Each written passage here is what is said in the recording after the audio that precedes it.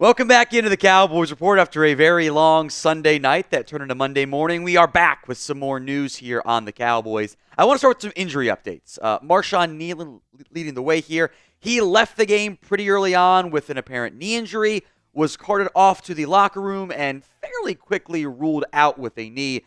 The details still not yet known, and I would fully anticipate for him and Tyler Guyton, who we'll get to here in a second, MRI is going to be done today. Maybe we know the details by our live show. Maybe we don't.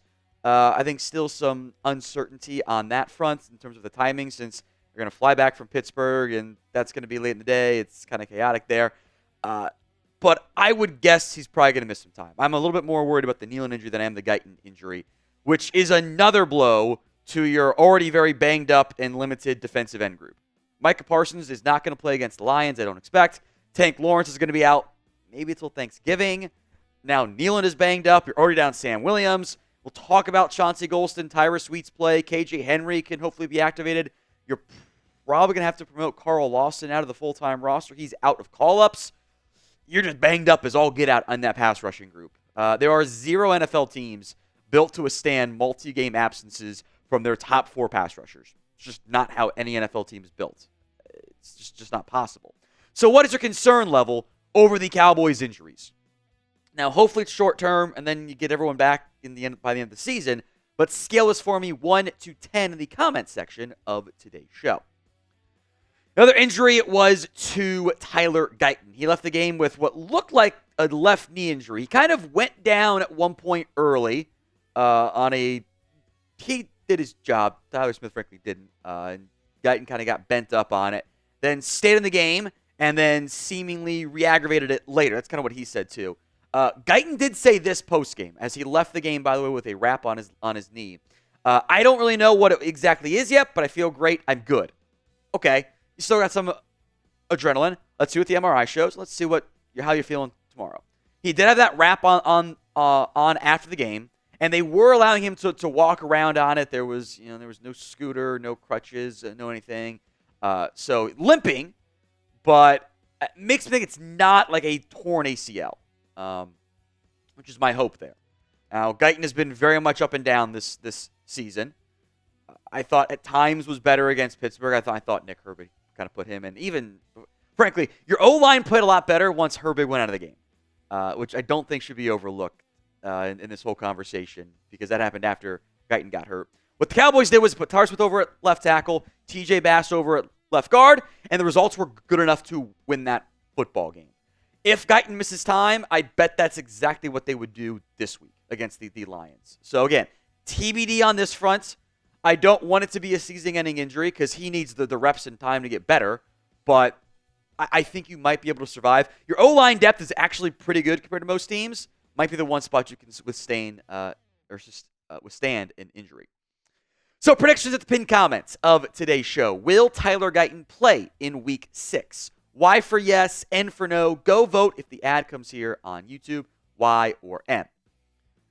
The Cowboys won in Week 5, and that should not be overlooked. You were a road underdog against a great defense, and you found a way to pick up the win. That stuff should not be overlooked. It should not be ignored. So I want to be a bit more positive that maybe we've been in weeks past with the way this Cowboys team has played, and focus on some positive takeaways from this win.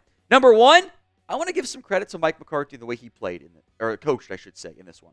Again, nothing about this game was perfect. There are still things I don't like. But there was stuff that I did like that came back into the fold. Cowboys ran that cheat motion stuff.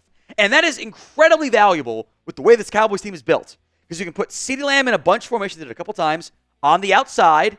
You cheat that tight end, they'll do it with the tight ends, out wide. Now all of a sudden, in an instant, you have flipped the defensive packages and how they're going to have to cover stuff. Because now your tight end is no longer slide. He's an outside wide receiver. Someone's got to go with him, or at least adjust your zone concepts and how you're going to try to cover it. And now Lamb goes from outside receiver to a slot receiver. And that hinges a lot of stuff for you. And that worked several times. You had the big play to Brevin Spanford on cheat motion because they got confused and no one went with him on an easy little wheel route, basically. That type of motion is highly useful. We talked about this last week when I said Mike was not doing the things he needs to be doing. He did a lot more of those things today.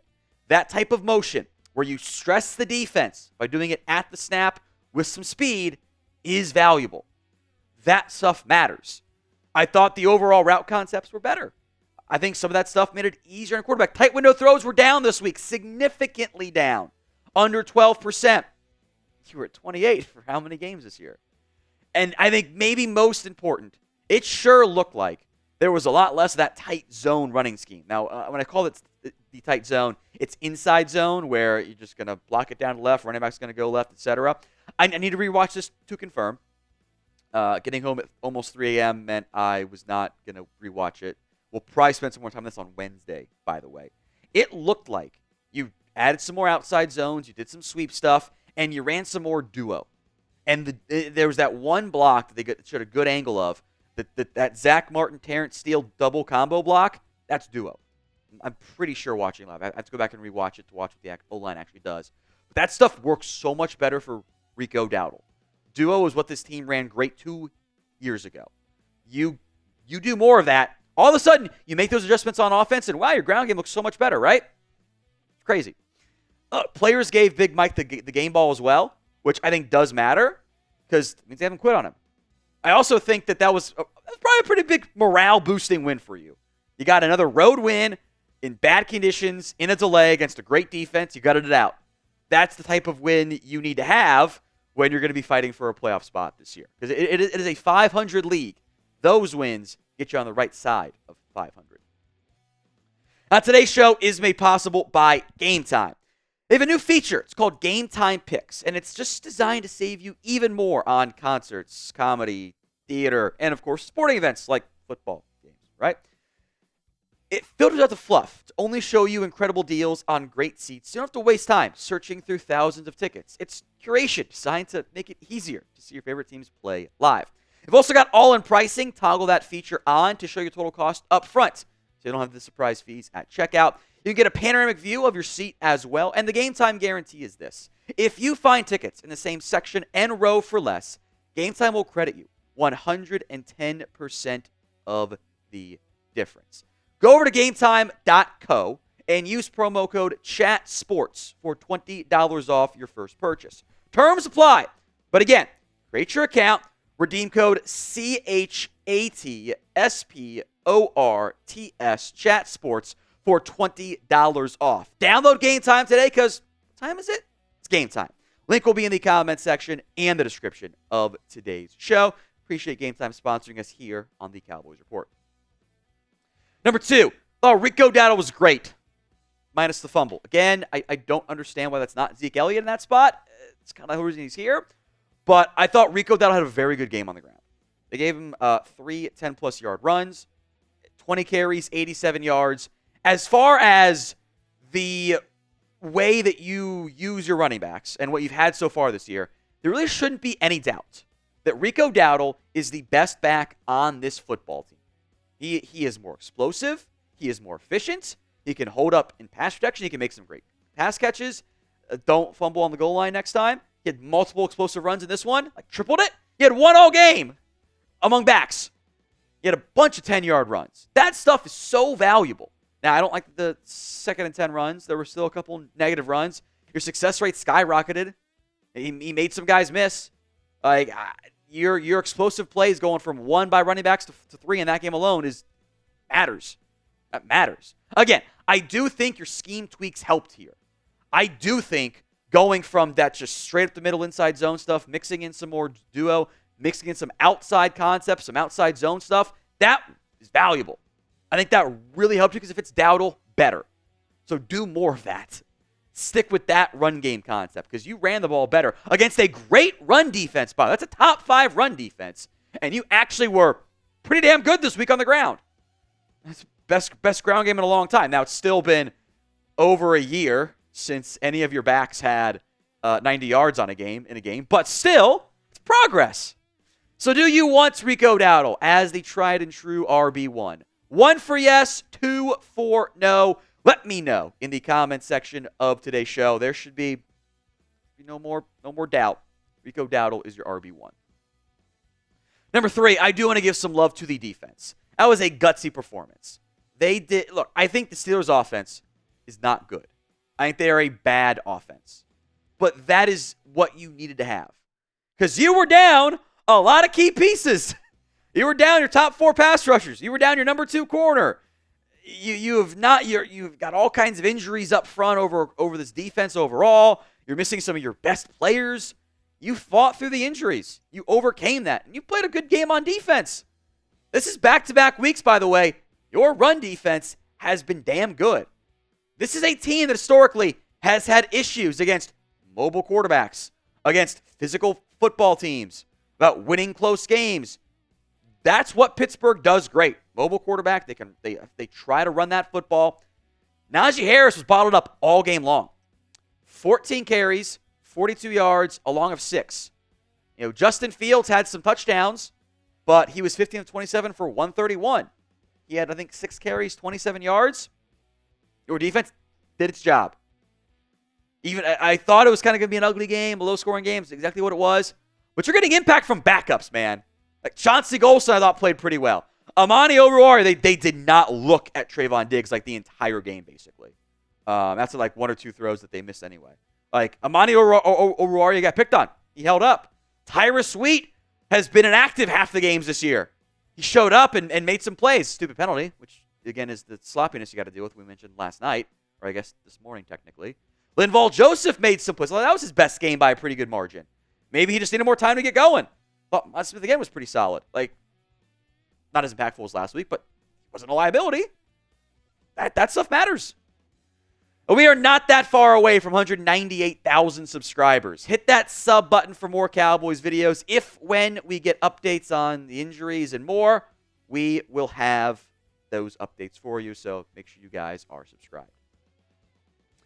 Want to have more Dak Prescott discourse? That's going to be better than the national media one, which somehow it goes from no one thinks the Cowboys will win to, well, that wasn't a good win anyway.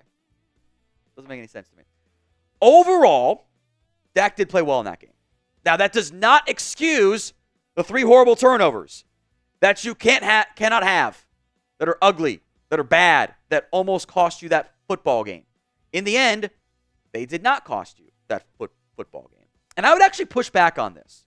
I do not think that was an up-and-down performance out of Dak Prescott. I think that was actually a great performance that was hamstrung and mired by 3 disastrous, unacceptable plays. This is not to excuse turnovers. Those should not happen because you could have dropped 30 on Pittsburgh with ease in that game if you hadn't turned the ball over. But I do think I want to look at the big picture stuff.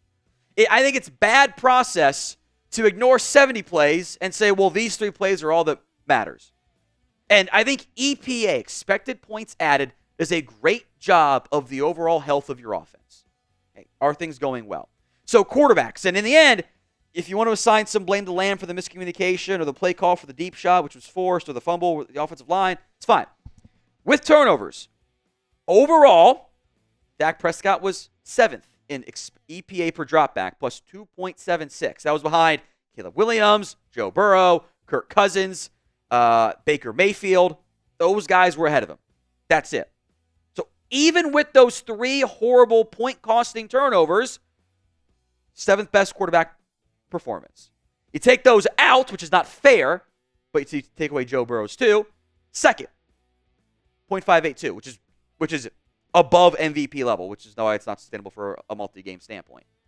Here's what I'm saying. The turnovers cannot happen. Can't happen. They're bad. I also do not think it is a good process or even just good analysis to say, you know what, those 3 plays, that's all that matters. Everything else, don't care. And if we are going to let I'll call it the highlight reel plays, negative or positively, override everything, then you win the game still. I need better. Don't get me wrong. Because, Steelers are a great defense. I don't want to discount that. Like, they were allowing under 200 yards of passing offense per game, and Dak put up 350. Like, that's a good defense that you played. That will not work against the Lions. You need that non-turnover version. So grade Dak Prescott for me. Against, they're still in that 24-hour window, so you can be negative and not going to hold it against you. Or if you want to change your mind later, that's fine too. Grade Dak against these Steelers. A, B, C, D, or F. Final points. I'm probably going to make Jaylen Tolbert my wide receiver 2 now. Even when Brandon Cooks comes back, I'm going to ride with Tolbert out there. He was great, man. He keeps making plays for you. Like, 7 catches, 87 yards, a touchdown, along a 48. He made a bunch of big plays for you. The game-winning touchdown obviously stands out. But for a dude that was written off, for a guy that was a non-factor, was inactive so much in his first season, didn't look like an NFL player, and was coming along slowly in year 2, him breaking out would be a big deal for you. He's got the trust of Dak Prescott. That is a tight window throw. There's some contact. He didn't drop it. He held on to it. He made some good catches in contested catch stuff as well. Very happy with the play of Jaylen Tolbert.